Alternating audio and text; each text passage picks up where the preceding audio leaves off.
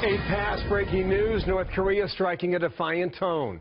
This in the face of new sanctions from the UN. South Korea reporting that its northern neighbor fired 6 short-range missiles. This coming only hours after the UN approved some of the toughest sanctions against North Korea that we have seen in decades. Benjamin Hall's live in our London bureau with more there. And Benjamin, good day to you. There's been a lot of news out of North Korea lately. What's happening today? Absolutely, Bill. Look, every week we hear something new and worrying coming out of that country. The arrest of that American student, ballistic missile tests, now the firing of these rockets into the coast off their eastern sea.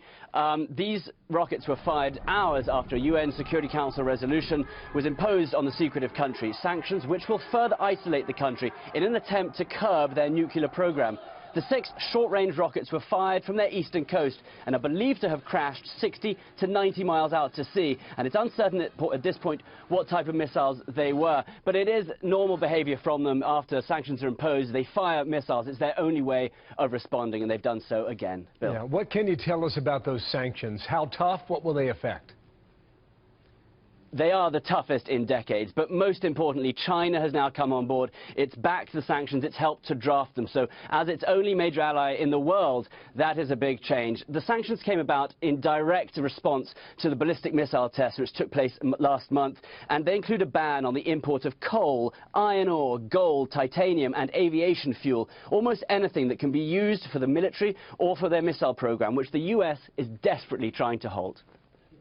To be clear, today's actions are not aimed at increasing the suffering of the North Korean people. Rather, our collective goal is to increase the costs on Pyongyang's leadership as it stubbornly seeks to advance its prohibited nuclear and ballistic missile programs. But the sanctions are not only aimed at the country's economy and military. They're also aimed directly at the dictator Kim Jong-un and his entourage, who live luxuriously in the impoverished country. And they include a ban on luxury watches, jet skis and snowmobiles. These sanctions also say that any cargo coming in or out of the country will be searched because, of course, for decades, North Korea has got around its sanctions. So it remains to be seen if these will be any different, if it will curb their nuclear ambitions, or if it will make any difference at all. Thank you, Benjamin.